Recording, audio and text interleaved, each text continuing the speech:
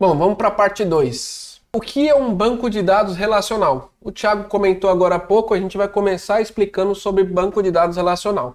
Modelo de entidade relacional, que a gente chama de MER, e entidades e atributos. Tá? Qual é o sentido dessa segunda parte, pessoal? Vamos falar de banco de dados relacional, que é o banco de dados que vocês vão utilizar para programar aí no começo, certeza. Pode ser que alguma outra pessoa utilize um banco de dados não relacional, mas geralmente a gente vai para o relacional, porque a maioria dos sistemas corporativos funciona em um banco de dados relacional.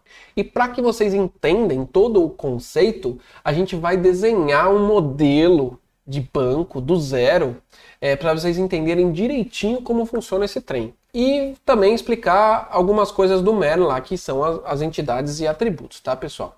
Vai ser muito legal essa parte, vai ser muito divertida porque a gente vai praticar. Vai ser uma aula um pouquinho mais prática hoje, tá? Acho que bem parecida com o que o Rafa tocou na lógica de programação. Bom, banco de dados relacionais. Então, a essência do banco de dados relacionais são dados estruturados em tabelas. Por que estruturado? Porque é organizado. Você tem uma tabela que você tem os tipos, você tem os campos, você tem tudo certinho, né? Você tem as colunas, as linhas. Então é como se você tivesse, vamos fazer uma analogia aqui com...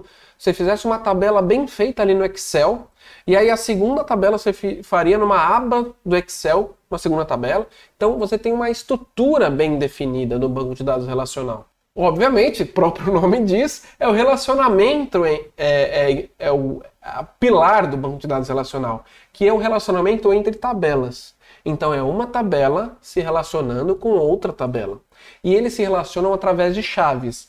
Não vou explicar o que é chaves aqui para não confundir a cabeça de vocês, mas é um pouco mais de conceito. Então, por exemplo, uma tabela aqui de carros, você pode ter também uma outra tabela de cores. E elas vão se relacionar.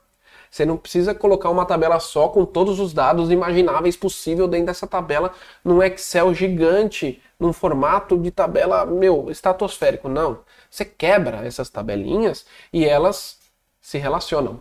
Mas não se preocupem, eu vou explicar para vocês devagar, bem legal, que vocês vão gostar. Então esse é um banco de dados relacional, a essência dele, o significado. E vamos começar aqui explicando o que são as coisas. O que é a tabela? A tabela é uma entidade, tá? Que ela significa algum objeto, algum fenômeno, alguma coisa, ela é alguma coisa. E dentro dessa tabela tem suas colunas, que a gente chama de campos e atributos, né? Chama que são os tipos, né? O que a gente vai receber. E também você tem as linhas aqui dentro dessa tabela. Então ela é dividida em colunas e linhas. Ah, mas você está falando do Excel? Não, eu estou falando do banco de dados relacional, gente. É formato de tabela. E aí a gente vai para colunas atributos. O que é uma coluna e atributo? Na verdade são campos que especificam o formato para receber aqueles dados. Então conceituam aquele dado, né? Então, nome do produto. Esse é uma coluna, ele é um atributo. Então, o nome do produto é o quê? É o nome daquele produto. Chocolate batom, chocolate shot, chocolate crush, chocolate choquito. Esses aqui são os dados que são alimentados por esse atributo. A marca, por exemplo, é outro aqui que eu coloquei como exemplo, um atributo, uma coluna. E a quantidade, aqui eu poderia estar organizando o estoque também de uma loja, alguma coisa assim. E eu tenho o código. Geralmente, vocês vão no supermercado, todo produto tem um código. A menina que vai passar lá no supermercado, ela vai lá, bipa e aquele negócio tem um código. Aqueles tipos, eles vão para onde aqueles tipos? Eles vão exatamente para a coluna, exatamente para os atributos. Então, o código é número inteiro. Produto é um texto com tamanho máximo de 100 caracteres, por exemplo. Marca é um texto de tamanho máximo de 60 caracteres. Isso não é padrão, tá, gente? Isso é você que escolhe. Você que vai modelar o seu banco de dados, você que vai escolher esses tamanhos, essas configurações. E a quantidade aqui é número inteiro. Então, na minha loja, eu não tenho nada fracionado. Então, coloquei inteiro. E, por fim, aqui, registros, que são as linhas, tá? É o conjunto de dados inseridos na linha. Então aqui a gente tem 4 registros. Você tem o registro 132, né, com o código 132, que é o chocolate batom, da marca Garoto, e eu tenho uma quantidade de estoque. Eu tenho o segundo registro, que é o chocolate shot, o código dele é o 133, a marca é Lacta e a quantidade 2. E aí eu tenho mais outros 2 registros, tá? Então, o banco de dados relacional, ele é composto principalmente por essas 3 coisas: tabela, coluna e linhas. Que linhas aqui a gente chama de registros, tá bom? Então é muito importante vocês entenderem esse conceito. E agora, é complicado a gente pular a etapa aqui e começar a explicar para vocês o que é uma chave, como eu crio uma tabela no banco de dados, o que eu faço com as coisas. Não dá, tá? Então a gente tem que passar por vocês têm que mexer na cabeça de vocês para entender o que é um banco de dados realmente. E a gente tem um cara chamado modelo de entidade relacional, que é o MER. É um método de modelar o banco de dados. E ele é um método que você faz sempre antes de você desenvolver, realmente criar o banco de dados, né? Criar suas tabelas, criar seus campos, os seus tipos. Antes de qualquer coisa, você faz o MER.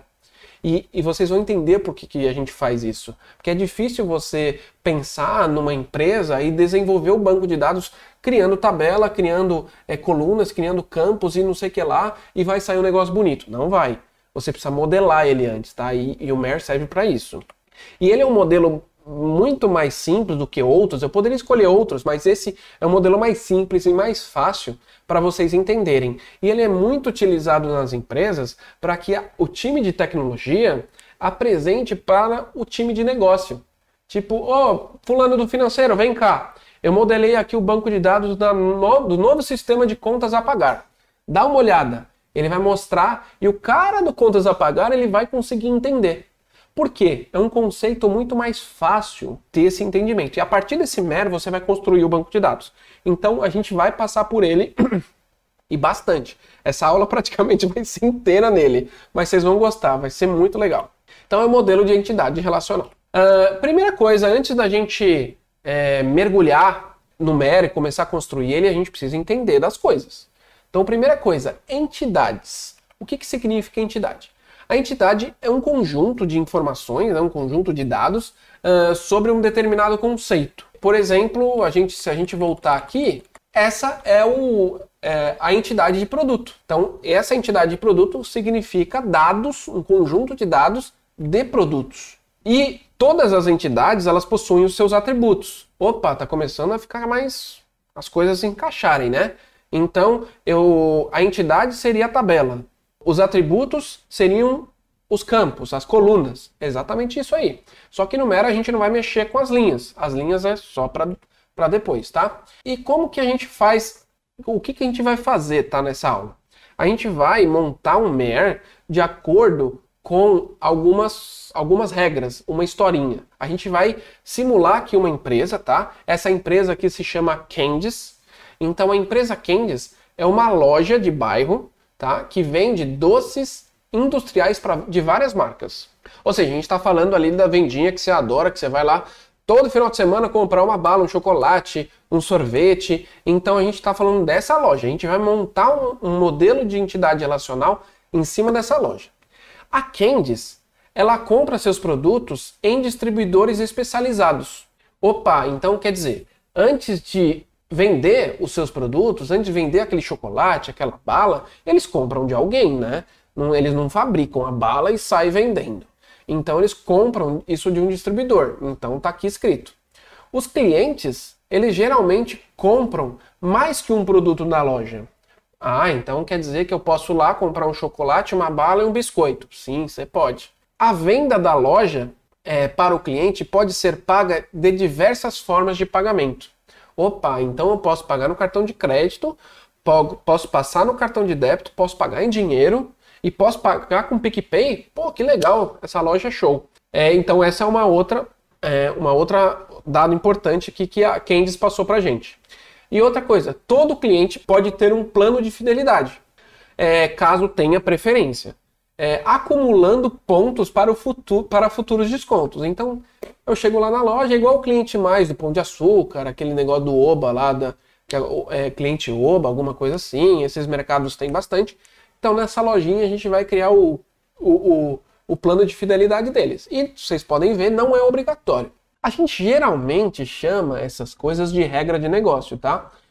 Então são historinhas que a gente conta para que a gente modele o sistema. E para você modelar o sistema, você precisa modelar o banco de dados, tá? E essa historinha, geralmente, quem passa é a área de negócio, que a gente chama. É o cara lá o dono da Candice que passou essas coisas pra gente, a gerente da loja passou essas coisas pra gente, só que vamos pegar leve, né? Não vamos colocar todas as regras de negócio aqui da loja, vamos colocar só algumas que a partir delas a gente vai montar o nosso modelo de entidade de relacionamento. E aí, pessoal, o que eu coloquei aqui? Tudo em azul a gente pode chamar de uma entidade, olha que legal. Marcas não é uma entidade? Compra é uma entidade. Produtos é uma entidade. Distribuidores é uma entidade. Clientes é uma outra entidade. Venda, formas de pagamento e fidelidade. Caramba, olha quanta entidade a gente tem para brincar aqui para montar nosso modelo de entidade relacional. Então, o que acontece? Quando o cliente, a área de negócio passa essas historinhas para vocês, vocês têm que identificar onde estão as entidades, onde que estão as partes que você vai separar em entidades nesse modelo, tá? Muito importante isso. Isso é uma prática que vocês vão aprender bastante. Com o tempo, vocês vão ficar bem craques nisso, tá? Mas eu já estou trazendo aqui a resposta para vocês para ficar bem dinâmica a aula. E quais são os elementos da entidade? Então, a entidade ela é representada no modelo, no MER, como um quadrado, um retângulo. E a gente coloca o nome da entidade aqui no meio, tá? Outra coisa, a entidade ela pode ter atributos. E o atributo é formado por uma... Então, o oval aqui é propriedade da entidade, tá? Então, é um atributo. Um atributo multivalorado é um atributo que pode conter mais que um valor. Meu Deus do céu, o que é isso? Calma, gente, eu vou explicar um pouquinho mais no desenho para vocês. Eu só estou colocando aqui antes os formatos que a gente vai utilizar para ficar fácil de vocês entenderem depois. E aqui, por último, que eu queria explicar para a gente começar a desenhar esse MER, é o atributo único que representa a identidade, que é o atributo chave, que é também no formato oval, mas ele é um atributo chave com o texto sublinhado. Então esses são os principais elementos aí que a gente vai usar no MER. E vamos começar a brincar, tá? Primeira coisa, eu vou mostrar uma entidade para vocês pronta, e aí depois eu vou entrar no Draw.io. Quem participou da última aula do Rafa já sabe o que é o Draw.io, que é o sisteminha lá que vocês vão utilizar para desenhar, né? Vocês desenharam bastante os fluxogramas, agora a gente vai desenhar um MER nele. Olha que legal. E primeira coisa, a gente vai montar, que vai mostrar para vocês a entidade de produtos. Então, uma entidade de produtos. O que significa aqui as coisas? Então, a entidade de produto, eu coloco sempre no singular as coisas, tá? Então, a entidade fica num retângulo, eu chamo ele de produto, e eu tenho vários atributos desse produto. Lembra que a gente viu nas outras, no outro slide aqui, né, da apresentação. Então, eu tenho o código, eu tenho o nome do produto, eu tenho a descrição e tenho a marca. Opa, mas olha que legal. Eu tenho aqui também o sublinhado. O que é o sublinhado? Significa que o código, até vou voltar um pouco aqui, ó. O código representa o único. Então você não tem um produto, vários produtos com o mesmo código. O código sempre é único para o produto. Então ele representa uma identidade daquela entidade. Então, no caso aqui, o código, eu estou falando, olha, meu amigo, eu tenho esses 3 aqui que podem se repetir, eu posso ter vários nomes iguais, marcas iguais, só que o código não se repete. Ele é o campo-chave, ele é o atributo-chave da minha entidade de produto. Isso é muito importante, tá? Mais para frente vocês vão entender por que isso é tão importante. Outro aqui exemplo, antes da gente ir pro Draw.io. Marca. Temos aqui a entidade de marca, representada por um retângulo. Eu também tenho o código, tá? Tenho o nome e tenho a empresa, porque uma marca geralmente ela é fabricada por uma empresa. Então estou colocando aqui a empresa. Por exemplo, Lacta. A marca é Lacta, a empresa é Mondelez. Mondelez Internacional. Não é a Lacta a empresa. Então é um atributo sim de uma marca. E o código, repetindo aqui, ele é único, tá, gente? É muito importante. Agora vamos para o nosso Draw.io.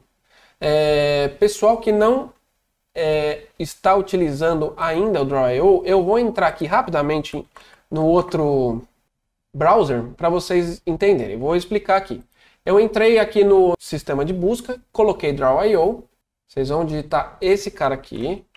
É esse link aqui que vocês vão usar, tá? O Rafa pode colocar para vocês esse link para facilitar aí quem nunca utilizou. Aí, para facilitar vocês, seria muito interessante que vocês façam a vínculo com o seu Google Drive, né? Então é muito melhor. Até vou criar aqui um novo. Você cria o vínculo e aí você escolhe um modelo novo, né? Você pode até dar um nome para o seu modelo, você pode chamar de Merdevaria e você vai criar aqui um modelo novo. E depois, se você quiser ver como vincula com a sua pasta do Google Drive e tal, você pode ver na aula anterior. Eu não vou perder muito tempo aqui, que a gente já tem as explicações na aula do Rafa, tá?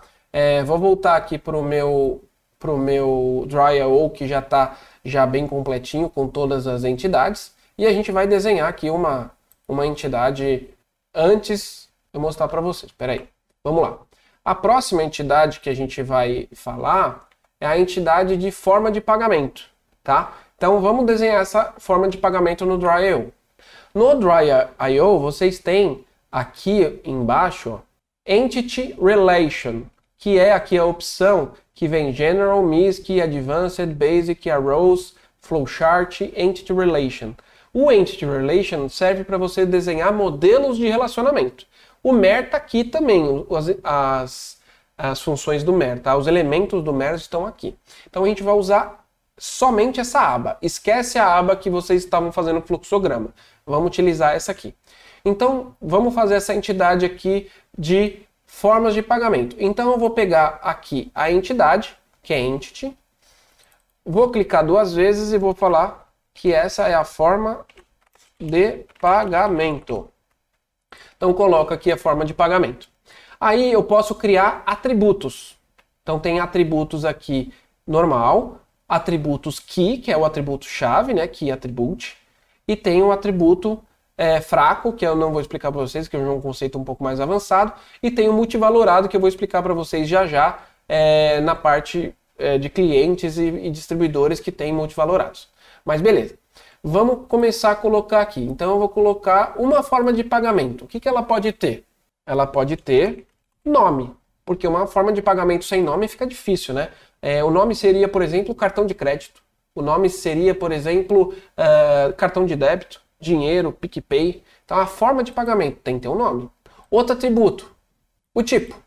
Eu posso criar um tipo aqui. Esse tipo, o que pode ser? Esse tipo pode ser cartão, pode ser dinheiro, pode ser eletrônico, pode ser TED, pode ser um tipo um pouquinho mais específico financeiro. Então criei esses dois e aí eu preciso criar pelo menos aqui, para minha forma de pagamento, um atributo-chave. Qual atributo-chave que a gente criaria para forma de pagamento? Tem algum atributo que a forma de pagamento nunca vai se repetir? O nome, talvez? Não. Por exemplo, o nome, cartão de crédito Mastercard, tipo cartão de crédito. Tá, mas se eu colocar cartão de crédito Mastercard, eu posso ter débito também. Então não tem uma chave, então eu tenho que criar um código para ele. Então eu vou criar um atributo chamado código. Tá, quer dizer que está pronto a minha entidade aqui? Não tá. O que está faltando aqui? Você ligar esses atributos à sua entidade. Então você vai pegar o mouse aqui nesse xizinho e vai arrastar para a forma de pagamento. Só que aí é o seguinte, no MER você não pode usar essa flechinha. Então você vai clicar aqui nessa flechinha e vai pedir para tirar, né? Você vai vir aqui onde está esse... Você clica nela, você vai vir onde está essa setinha e você vai pedir para colocar none, que é nenhum. Aí ele vai ficar com uma seta normal. E aí eu vou pegar esse cara aqui também e vou linkar na minha forma de pagamento. Você viu que ele já entendeu que a próxima não quer mais setinha, né? Então fica fácil. Ou senão você pode ir na setinha e ele já vai ligar aqui, caso ele ache alguma coisa para se linkar rápido, tá? Mas eu prefiro ir arrastando, que aí eu tenho o controle onde eu quero ligar as coisas, tá? Opa, então temos aqui uma entidade de forma de pagamento pronta. Então se a gente voltar aqui no nosso MER, entidade de forma de pagamento, tá aí. Código, nome e tipo. Então a gente acabou de fazer no Draw.io uma entidade nossa, vocês criaram. Então depois vocês podem continuar o exercício fazendo todas as outras, tá? Distribuidor. Distribuidor, aí eu vou falar um conceito novo aqui para vocês, tá? Primeiro, distribuidor tem razão social, que é o nome da empresa a qual eu vou comprar os meus produtos. O nome social, né? O nome legal. Só que eu tenho o nome fantasia também, né?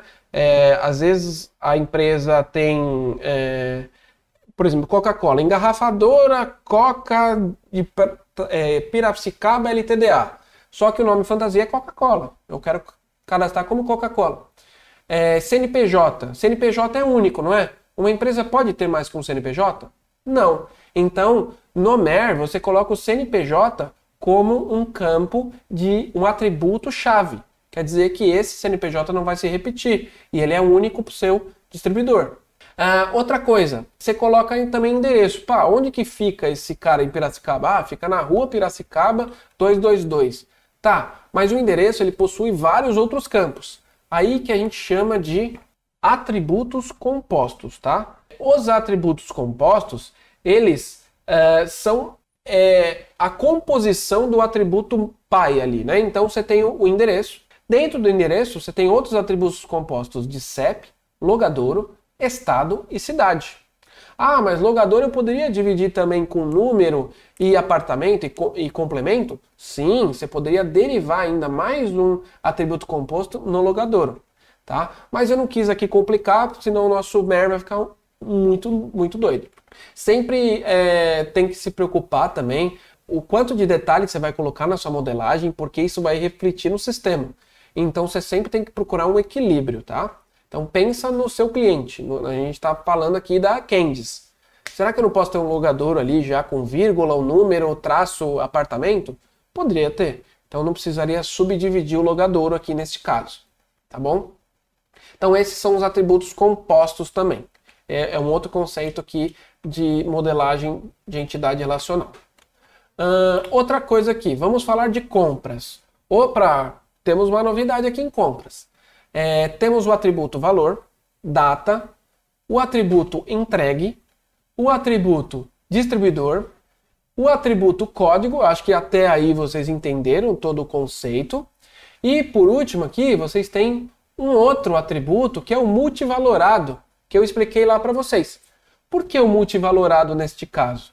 Porque compra tem um atributo de produto. Existe alguma compra, vocês já viram alguma compra sem produto? Não existe, né? Você vai comprar alguma coisa. Essa alguma coisa é o produto. Então, você só pode fazer uma compra para cada produto? Uma compra só tem um produto. Aqui a gente só vende um de cada vez. Passa seu cartão de crédito aí em 7 vezes. Você comprou 7 produtos? Passa 7 vezes. Aqui na Candice é um por vez. Não, não é, né? Então você tem que colocar que uma compra, ela pode ter mais produtos. Então você coloca produtos aqui no oval duplicado, entendeu? Em dois traços, certo? Então essa é a entidade de compras. Aí temos a entidade de clientes. A entidade de clientes tem mais 2 multivalorados aqui. O telefone, porque o cliente pode ter mais que um telefone, celular e o telefone do trabalho, o telefone fixo. E o cliente também pode ter mais que um e-mail. O e-mail corporativo, o e-mail pessoal, o e-mail das redes sociais, seja lá qual e-mail for. No caso do cliente, a gente está falando que o atributo-chave, ele é o CPF. Então o CPF fica sublinhado aqui porque ele é o atributo-chave da nossa entidade de cliente. Também tem o nome e o endereço, seguindo o mesmo padrão do distribuidor, tá? O endereço formando os seus atributos compostos, que é o CEP, logadouro, estado e cidade. Outra entidade que tem na Candice é a entidade de venda. A entidade de venda temos cliente, porque uma venda ela tem que ter um cliente. Nunca vi uma venda sem cliente na vida. Fazendo uma venda aqui pro Gasparzinho. Não existe. Você tem que ter um cliente. Uma venda também tem os seus produtos. Olha lá, tem os seus produtos.